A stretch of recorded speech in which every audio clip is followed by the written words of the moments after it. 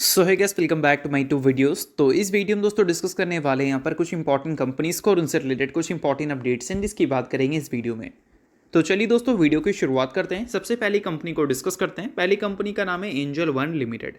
But इसको discuss करने से पहले दोस्तों अगर आपने अभी तक चैनल को सब्सक्राइब नहीं किया है तो चैनल को सब्सक्राइब करके बेल आइकन को प्रेस कर लो ताकि आने वाली जितनी भी अपडेट्स हैं उन सभी अपडेट्स का नोटिफिकेशन आपको सबसे पहले मिल सके। तो चलिए दोस्तों वीडियो की शुरुआत करते हैं। सबसे पहले बात करते हैं एंजल वन से रिलेटेड सबसे बड़ी अपडेट के बारे में। सो फिलहाल सबसे बड़ी अपडेट ये है कि last trading day angel one का शेयर काफ़ी बुरी तरह से गिरता हुआ दिखा था। रीज़न था दोस्तों डेटा ब्रीच का।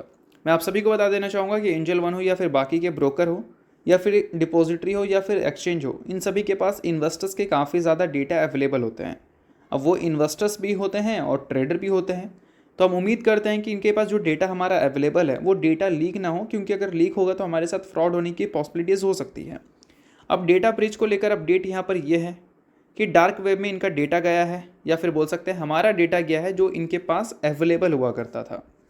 अब इन सारी चीज़ों के बाद एंजल वन का काउंटर हमें देखने को मिला है जिसमें उन्होंने बताया है कि वो पूरी तरह से एश्योर है कि कोई भी इम्पैक्ट क्लाइंट के फंड्स में देखने को नहीं मिलेगा।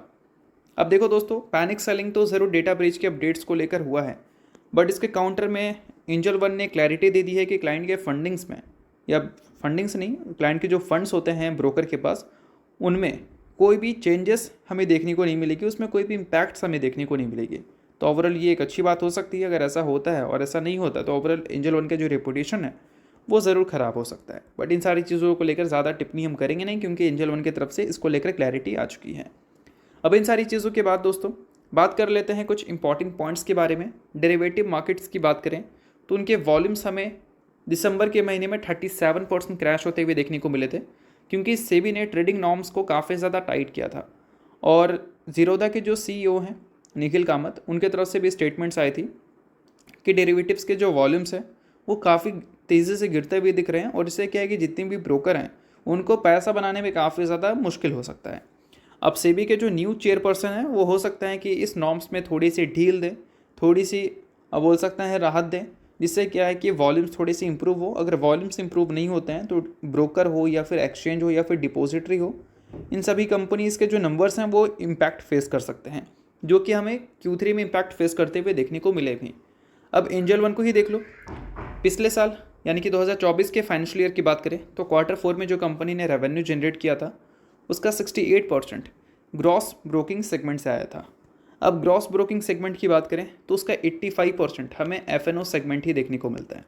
यानी कि बोल सकते हैं F&O सेगमेंट से सबसे ज़्यादा कंपनी कमाती है, और उस सेगमेंट में अगर वॉल्यूम्स की कमी होगी तो ओवरऑल आप सभी को पता है कि इन सारी कंपनीज़ के जो नंबर्स हैं उसमें इसका इफेक्ट हमें देखने को मिलेगा।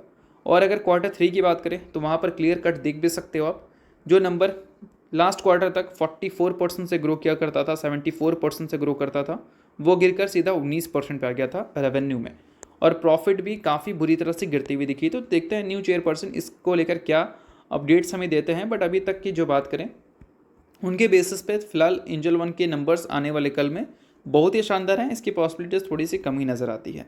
तो चलिए अब डिस्कस करते हैं अगली कंपनी को, जिसका नाम है टाटा मोटर्स लिमिटेड। अब इसको डिस्कस करने से पहले दोस्तों अगर आपको वीडियो अच्छा लग रहा है तो वीडियो को लाइक कर दो, चैनल को सब्सक्राइब कर दो, ताकि इसी टाइप का इन्फॉर्मेटिव वीडियोस आपको रेगुलर बेसिस पे मिल सके।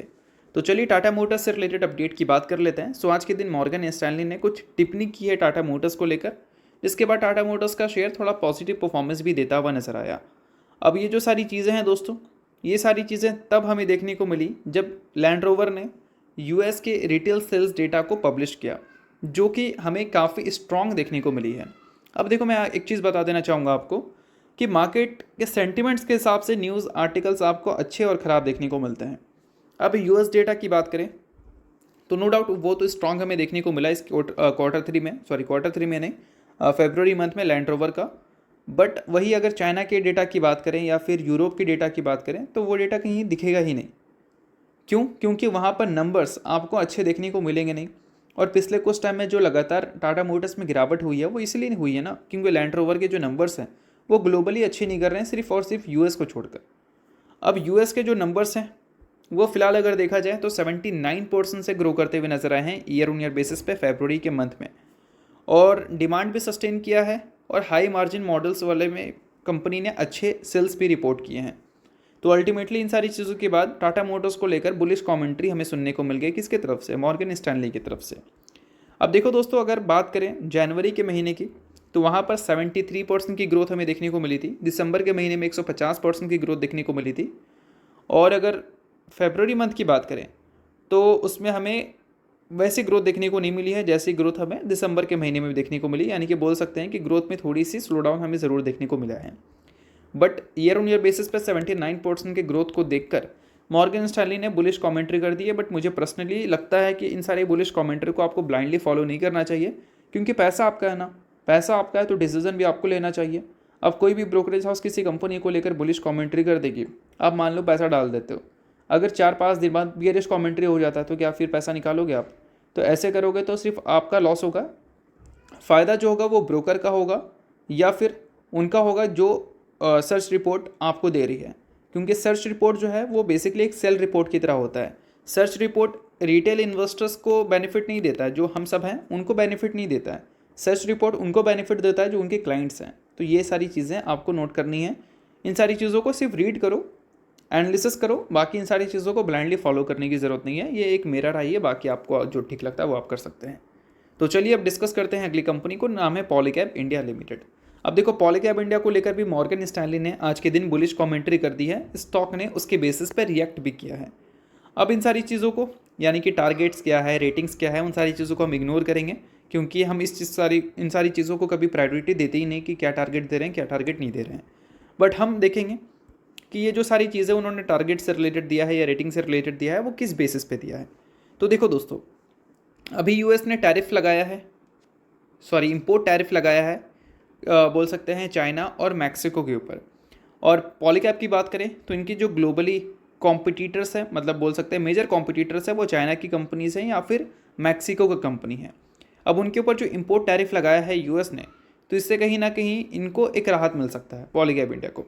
और पॉलीकैब इंडिया का फिलहाल एम है कि इनका जो टोटल रेवेन्यू है उसका 10% से ज़्यादा इंपोर्ट से जनरेट हो और अगले 5 साल में जनरेट हो, अगले 5 साल तक जनरेट हो, तो इन सारी चीज़ों को हाईलाइट किया है मॉर्गन स्टैनली ने।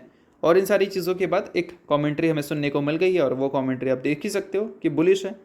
अब इन सारी चीज़ों के बीच में आपको ये भी नोट कर लेनी है, अल्ट्राटेक सीमेंट जो कि 1800 करोड़ रुपए अनाउंसमेंट की थी केबल्स एंड वायर सेक्टर में एंट्री करने को लेकर।